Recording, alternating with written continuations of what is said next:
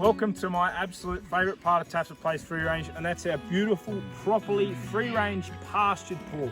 So we only run heritage breeds. We've got the beautiful WESSEX Saddlebacks and our Tokyo X. So WESSEX Saddlebacks are pure strain out of England, and the Tokyo X has thirds, black, Berkshire and DUROK genetic, and got them from up north of New South Wales, and we're really happy with them as well. So Saddleback, known for external fat, charcuterie pig, fantastic bacon pig. The Tokyo X is a wonderful sweet pork, beautiful fresh pork, but both amazing. Let's be honest, it should be more about the way they're raised ethically, what they're contributing back to the ecosystem, and where the money's going essentially, than the 7 seconds the meat's in our mouth. We all need to sort of move past that, but can't wait to show you guys how we run our beautiful pork. So these are our maternity wards.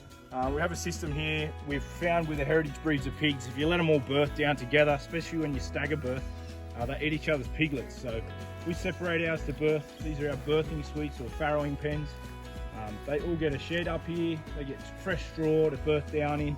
They've got water, of course, and it just means we can keep an eye on them, give them a little bit more food, which is what they require when they're gestating.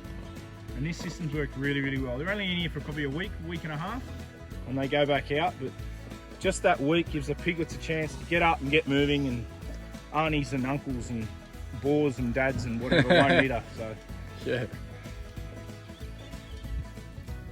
So one of our really experienced sows here, definitely not one of our bigger ones, but really experienced, really high quality sow. Rarely loses any piglets or anything like that. So she's come down from the breeding paddock. You can see how heavy she is. These girls haven't seen each other for a while, so they'll probably give each other a flogging. But this other little girl here is not as pregnant as I thought, so she'll come out, and this old girl here will get the maternity ward. Birth in peace, no bores, no other sows, no dramas. Bit of straw, got their own housing, they get a bit more food up here, so good spot for them to give birth. This might have an X rating, this one, but I'm going to be a little bit quiet because I don't want to jump up. She's just had her litter, this girl, that's the placenta, you can see it's just come out, and she'll eat that. That's really good for her. Marky might be able to sneak around and get a shot of the piglets.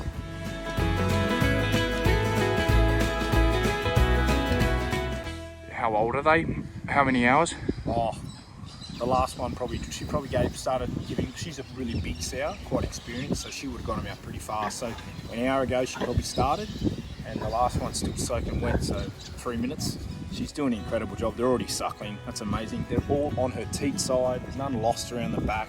There's 11 in there from what I can see, so it's probably 12, which is incredible results for us. The hardest thing about starting a swine operation is when you start out with inexperienced sows, you're stuck with sort of 4 and 5 litters, 4 and 5 in each litter. As your girls get more and more experience, you start getting your 11s and your 12s and your 13s and your 14s in the case of one of mine yesterday.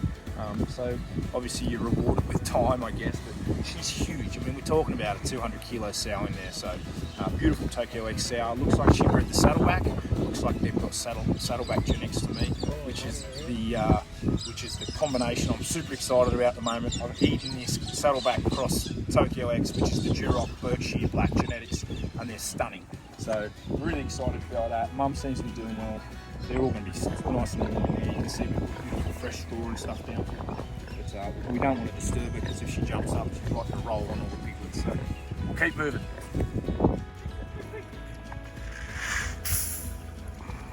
So a lot of people don't realise, but there's a real hierarchy amongst these sows, and it's got absolutely no relation to their size or age. I've got brand new sows down there that are 80 kilos that seem to be running the roost. So it's a complex system where the main reason I separate my sows, all these sows gave birth on their own in little maternity wards, is because a high ranking sow, if you allow them to birth together and she hasn't got any piglets, she'll actually eat all the piglets of the low ranking sows, so you lose a lot of piglets that way. So we found it easy just to separate them. It's a lot less stress on the animal, the boar's not sniffing around annoying them, so part of the program. And then once they get to this age, they can all go back together then, because their piglets are old enough to get out of the way, I'd reckon. No more protein shakes.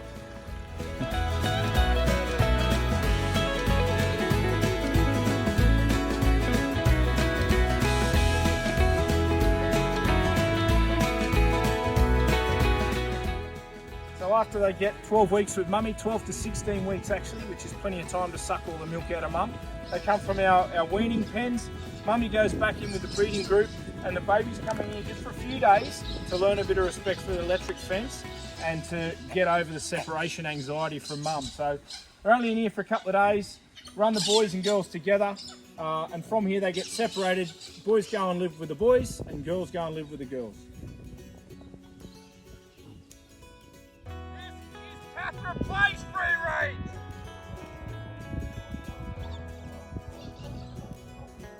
So this is one of our grower paddocks at Tathra Place Free Range, and you might be looking at and looking around looking for the cows. This is what we grow our pigs on. I think that the major difference between our free range pork and other free range pork that you're going to find in Australia is that our pigs consistently live on pasture. I haven't put them in here today because we're making a video. This is what our pigs live on, and this is our difference. They consume copious amounts of grass, and it really does change the makeup of their protein. Now this is literally where your pigs are coming from. I've got all the gilts in here at the moment. We don't castrate on Tathra Place Free Range. We just separate our males and our females. Yes, mind blowing. We separate them instead of removing their testicles, but it's as simple as that. We separate our gilts and our boars when they're younger. They never come into contact ever, and they grow out in beautiful 10-acre cells like this.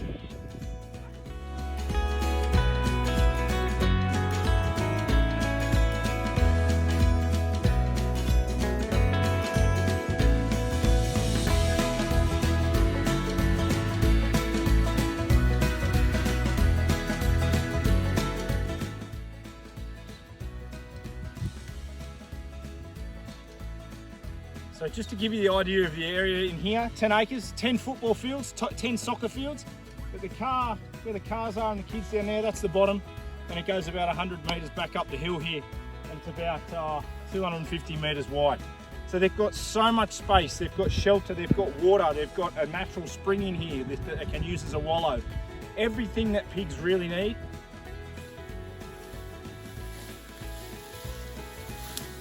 So believe it or not, guys, this is how the regen system works, and the pigs are a big part of it. The pigs made this paddock, and all the success we had in here, which you can see, it's all gone to seed and it's falling over now, but this was just the most amazing pasture. And this entire side of my property, about 55 acres, was blackberry when we got it. So we didn't play, no glyphosate, no chemical, absolutely no inputs, pesticides at all. We got rid of all those weeds with the pigs. And what the pigs do is they give you a fresh canvas to work with, and then we came in here with our no-till machinery, drilled in some annual and perennial plants in here, and we've had the most incredible season in here. As you can see, I can't walk through it, it's too thick, but amazing results. And this is built by the pigs. The pigs aren't destructive. If your management is right, they can massage the earth, they can be a part of a caress of the earth, and then allow you to come through and replace all those species of weeds, or what we deem to be weeds, with more desirable species of plants. So welcome to the paddock where our sows are at the moment. This is right down the back. This is south facing, and this is going to need a lot of work to turn this into some of the pasture I've already showed you. So the sows are in here doing their best for me. So they're massaging this area. They've got their own little crow's nest down there, quite wet down the bottom. Heaps of shade, heaps of cover, they've got housing and everything they could possibly need. And again, this is another 10-acre paddock. So plenty of room, plenty of grass to eat, plenty of shelter. Good life. Great life. So these are our two beautiful boars. We only have 2 boars, believe it or not, to service our 43 sows. This is Big Curly. They're going to have a fight now. And this is our Berkshire boar.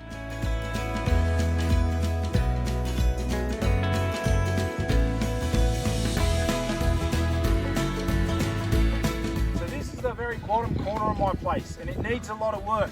So what do? I don't come down here with bulldozers and machinery. I send my boys in. So these are all our male growers. So they're from 12 weeks right up to 6 months, 6.5 months, some of them. Some of them are ready to go off to market. Others have got a bit of work to do, as you can see. But instead of coming down here and spraying glyphosate everywhere and knocking everything over, we've set the pigs in with my management. I know that I can disturb this paddock to the point where it can be part of the regenerative system, and we can grow some beautiful pastures in there. So we talk about raising pigs ethically. This is the biggest step forward I ever made. So unfortunately you can't go through rural store catalogues and just buy yourself a set of pig yards. So I had to build these myself. So this is a very simple system that works very, very well. How's the best way to move pigs? With other pigs. So they come from the feeder paddocks down the bottom there, straight up the race. You just walk up behind them, normally me and the kids, into the first weaning yard.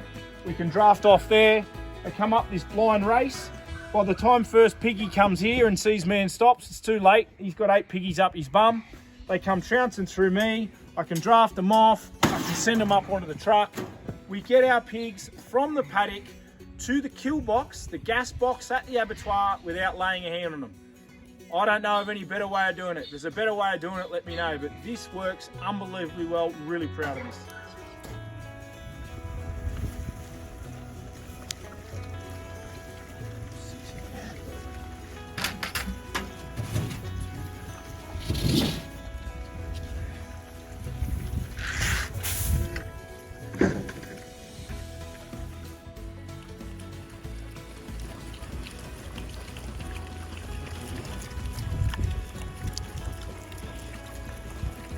Queuing up.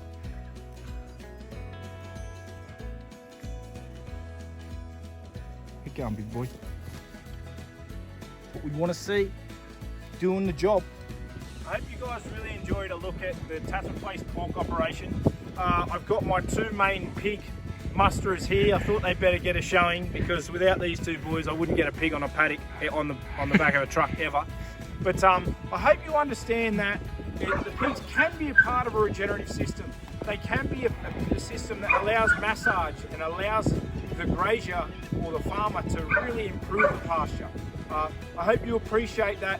They have got enough space. They have got the beautiful 1 million Cape water, and they do have incredible lives. So let's all move away from the 7 seconds that a piece of meat's in your mouth, and let's look at the rest of the animal's life and really try and buy something that's being grown in this way. And we'd love to have you as a customer.